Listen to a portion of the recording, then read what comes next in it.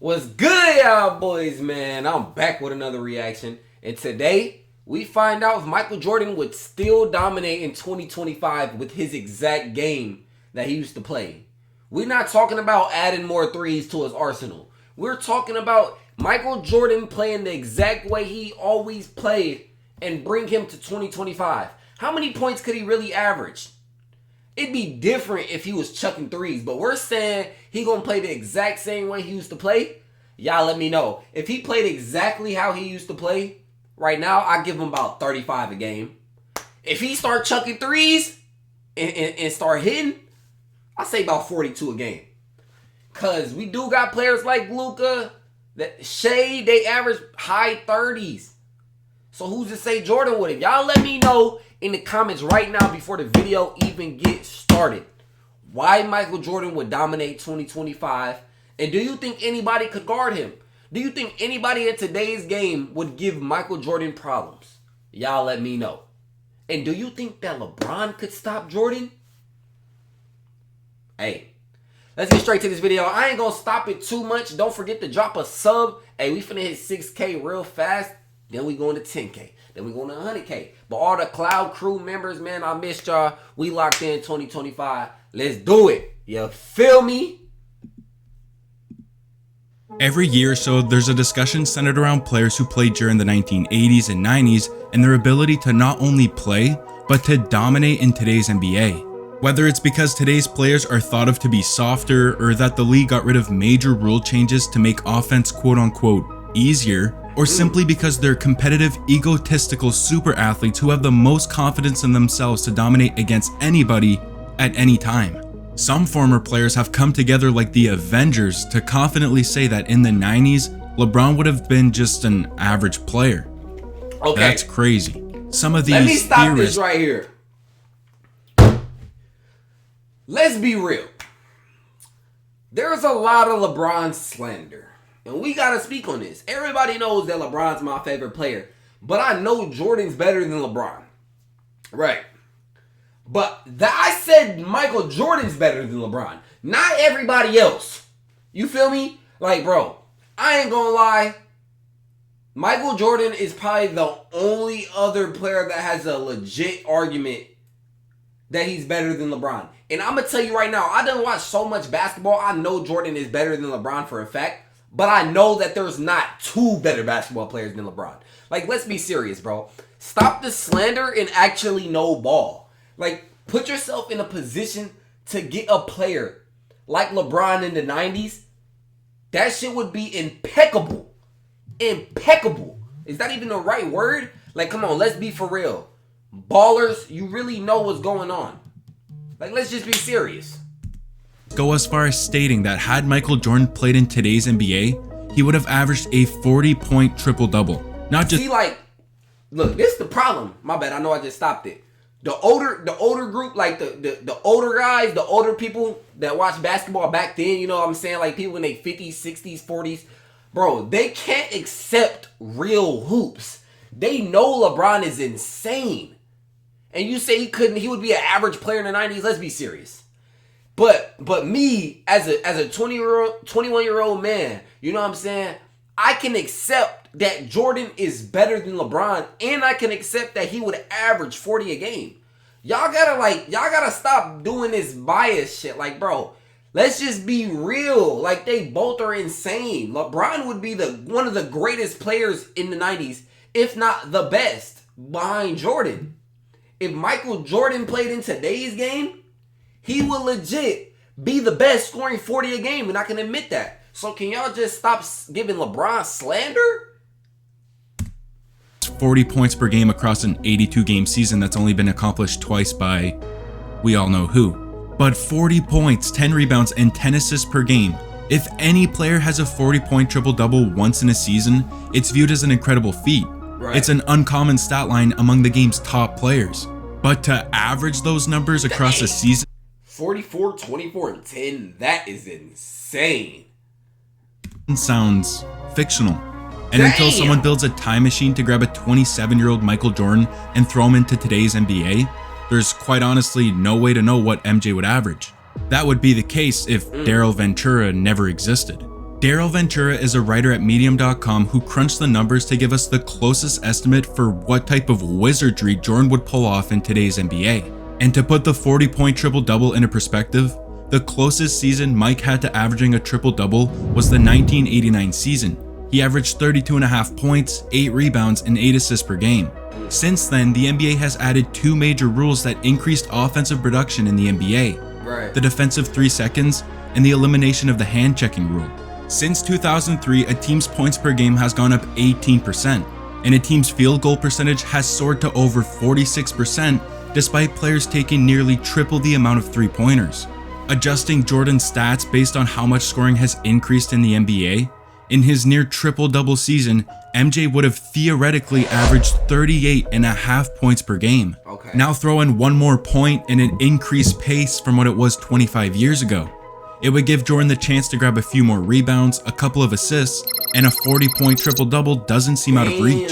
George Karl may not. I believe it. I ain't gonna lie. Because with the 3-second defense, like the defensive 3 seconds, the bigs can't just stand in the paint all day. So he would get a lot more dunks off his drives. And I guess they are adding the 3-pointers. So if he's hitting threes and shit too, yeah, he's definitely getting a triple. But like I said, bro, we ain't gonna leave out LeBron. If LeBron played in the 90s, he would obviously average like 35, 12, and 12. Like, let's be honest, bro. It doesn't matter how much LeBron lost or y'all saying all this in the finals. We know his numbers are there, bro. He just damn near dropped a 40-point triple-double last night at 40 years old. Come on. Not be delusional after all. But that isn't the craziest part. According to the numbers, in his 13-year career as a Chicago Bull, MJ would have averaged 38 points per game. And at his scoring peak in the 1987 season, he would have averaged 44 points per game in today's NBA. Damn. Maybe the old heads do have a point. There's no doubt that Jordan would benefit from the rules in today's NBA. Would he average 40? Yeah. A 40-point triple-double? If he put his mind to it? Probably. From the way that offense is played nowadays, a 40-point triple-double doesn't seem outlandish. Right. But we'll never know the truth. Because these are useless NBA stats. LeBron James recently became the first player in NBA history to surpass the 39,000 points mark. As a result of his quite literal, unstoppable style of play, he's been able to create easy shots for himself and his teammates, all thanks to one of the most dominant skills the league has ever seen: dunks and layups. It sounds so simple. Just put a shot blocker in the paint when you face Bron and you'll be good. Coaching staffs wish it was that easy, because 21 years deep into his career, and there isn't a human capable of stopping him when he's going downhill. In the NBA, LeBron has made over 5,500 layups and more than 2,100 dunks. That's right, over 2,000 dunks, comfortably placing him 4th in NBA history in terms of total dunks in the Bro, you gotta remember, LeBron is 6'9", damn near pushing 6'10", wingspan 250, athleticism is through the roof, fast as shit, strong as shit. Like, bro, he would have been nasty in the 90s, bro. And again, like, if y'all put him in the 90s, he's gonna have the intensity of the 90s, the killer instinct of the 90s. Bro, it's the same factors y'all can put on. Like, bro, I'm not here to, like, make you upset, but, like, I'm just here to, like, spark conversation. You know what I'm saying? I fuck with y'all, y'all fuck with me. Y'all let me know in the comments if I'm wrong or y'all feel me. Cause, like, I want to know if y'all just be hating or y'all just or what. Regular season, and he's alongside centers: Dwight Howard, Shaq, DJ, Tyson Chandler. LeBron is the outlier. He's a small forward who spends the majority of his time out on the perimeter, and when he wants to get into the paint, he could do so at will. Pretty cool stat, but there's more to it. Let's say we were to remove the most unstoppable part of LeBron's game. Is he still dominant and just as great of a scorer? Remove all those easy-ass layups and dunks, and this dude sucks, I swear. Oh, he's still ranked as the 33rd greatest scorer ever. That's crazy. Get rid of every dunk and layup of his career that account for more than 15,000 points, it would leave him with over 23,911 points in his career. That's crazy. Eliminate the most dominant force in his game, and he still outperforms all-time greats like Larry Bird, Stephen Curry, DeMar DeRozan, and his boy D Wade. For those who say he's good at scoring only because he's athletically gifted, you're crazy. This stat is still useless. It proves what we already knew about LeBron. He's a jack of all trades. As he's lost some of his athleticism and explosiveness over the years, he's transformed his skill set from all-out force to finesse, and he's still been able to dominate. But why would LeBron or any other player not lay the ball up or throw it down during their entire career? That doesn't make sense.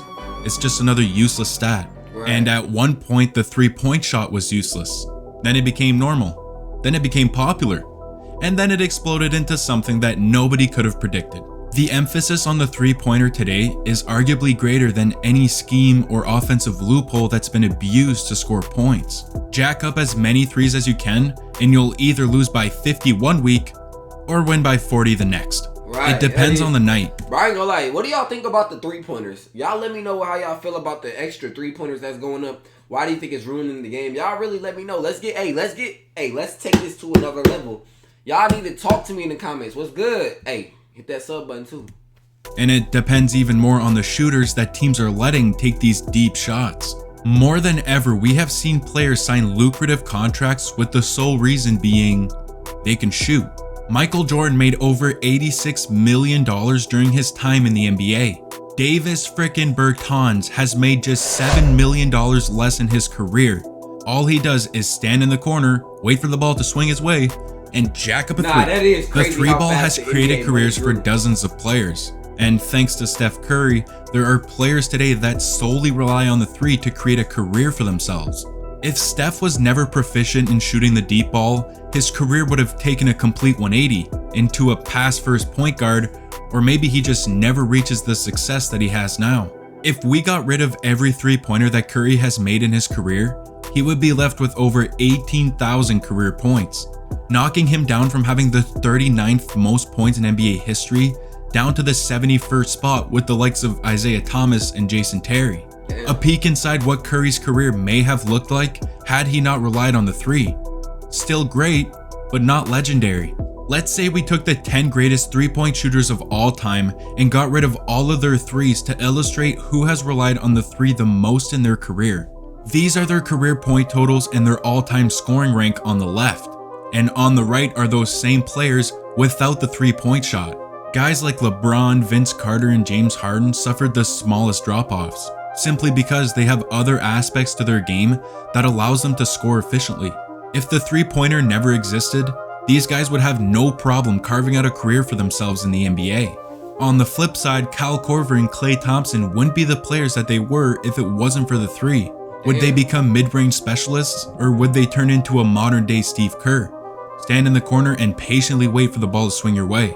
Something tells me Klay wouldn't have the patience for that. Without the three-point line, there are many NBA careers that would be in question. But 44 years after its introduction, that 23-foot 9-inch line from the basket is more present than it's ever been. Some of the greatest shooters on the planet may not have a career without the three, but it doesn't matter. It's just another stat that holds no purpose. Similar to what fans thought when the in-season tournament was announced. And then it quickly became one of the greatest additions the league has ever made. The do-or-die games in the knockout rounds bring excitement and intensity for every second of the game, as fans were usually spending the entire regular season waiting for the playoffs, and at times were wishfully hoping for a Game 7, one game to decide your entire season. That's why the in-season tournament is so good.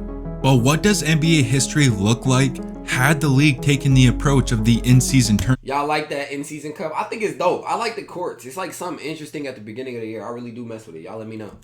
March Madness, or the NFL. What if once the playoffs started, the winner of every game won in every round would immediately move on? Once the playoffs started, the winner of every game won in every round would immediately move on. I've gone through every series of the last 23 NBA finals to determine how much of history would have actually changed. In last season's playoffs, these were the matchups headed into round 1. And if the winner of every game 1 moved on, it would look like this. No changes in the East, but in the West, Sacramento would have snuck past the Warriors, and the Clippers would have upset the Suns.